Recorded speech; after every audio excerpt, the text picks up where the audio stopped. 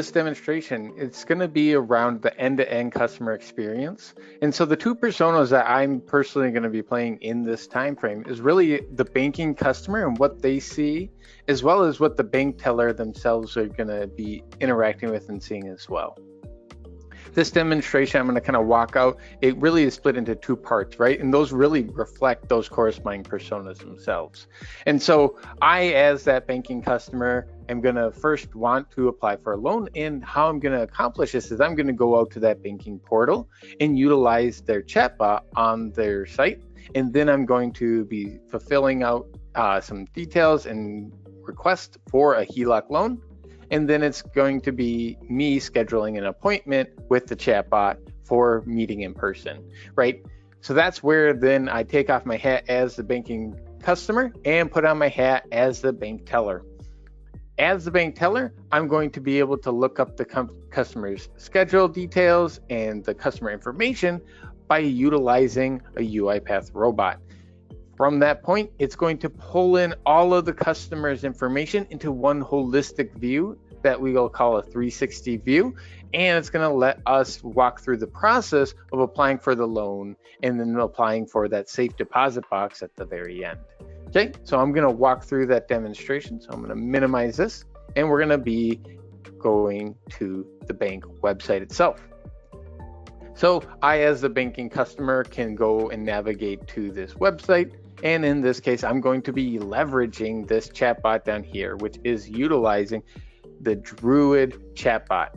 This Druid chatbot is actually asking me for my information as my phone number. So I'm going to type that in, and I will explain what is going to be happening on the back end for that.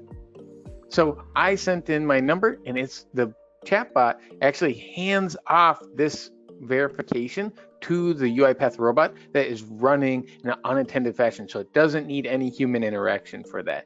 It gathers information, sends the text across for Twilio, because we have a native integration with that. And so I'm going to actually bring up my phone at this point, and I'm going to look up what the corresponding text that was sent over for this corresponding piece at this point in time. So I'm going to type in that number. See if I don't mistype it. And then the chatbot asks me, as the banking customer, what do I want to do today? And in this case, I want to open a loan.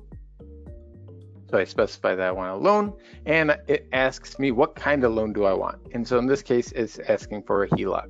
What is important here is that this information is passed back to the UiPath robot, and the UiPath robot looks at my account based off of my phone number, looks to see if I have the information available for a HELOC loan, and is looking up my property, right? And it's going to provide back based off of wherever it grabbed that. It could have grabbed that from a mainframe system, a CRM system, whatever it might be on the back end. It's going to grab that and provide it back into the chatbot.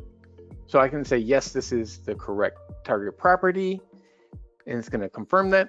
And it's asking me, how much am I looking for this HELOC loan? So in this case, I'm going to put in the number of 250,000, click enter, and we can see that it's asking me also, where am I going to use this? And so this kind of showcases beyond all these pieces that I'm doing here, we'll pick a home improvement, but how that conversational interaction really works. And here we'll see that, yes, I've been pre-qualified for this home equity line of credit, and I will be receiving an email confirmation shortly.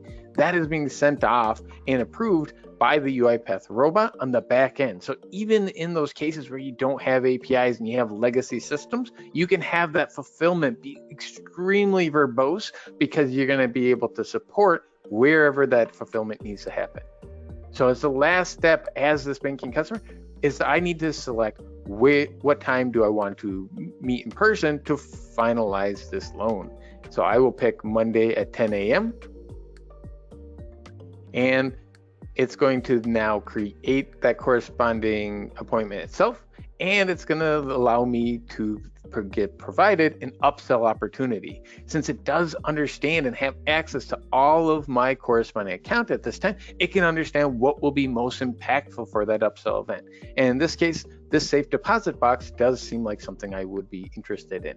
So I can click that. And now they have that set up to be tackled during my appointment itself. And so at this point, I'm going to take off my hat as the banking customer, and I'm going to put on my hat as the banking teller itself. So I'm going to be transitioning over to our apps platform. UiPath Apps is a very intuitive way of building out user interfaces for your automations. And we're going to be launching that. What I would do at the beginning of the day is this UI Banker console itself. Once this launches, it's actually going to look at my bank teller schedule for the day and actually notice that the customer coming in, his name is Mike Shift, and it's going to pull up his account details without my hands on the keyboard at all. And so it's going to pull up not only information that might be in the mainframe system, which you'll see populating real shortly, but it's also pulling up stuff from the background CRM system as well. And so it has information it's going to grab for all these locations. So here it found that Mike Shift appointment, and it's going to bring in the information from all the corresponding information systems, as well as this mainframe system, which has popped up to the front so we can see it. That could be launched in what is called picture-in-picture, which would run in the background and not require to take over my user interface. So now as the banking teller, I can validate, yes, this is Mike Shift I'm talking to. I can check in with him around other things that are in his history. It's like, oh, that fraud notice that was resolved, is that still good from your end? Yes, it is. Okay, that sounds great.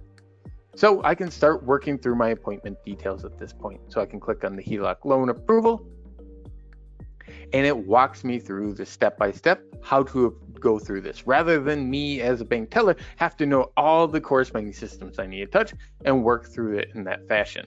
So to just approve the credit check, I don't need to know how to launch this. I can click this start process, and the attended robot that's going to pull in all the information related to that credit check. So I, as the end user, don't have to worry about that. The credit check looks good.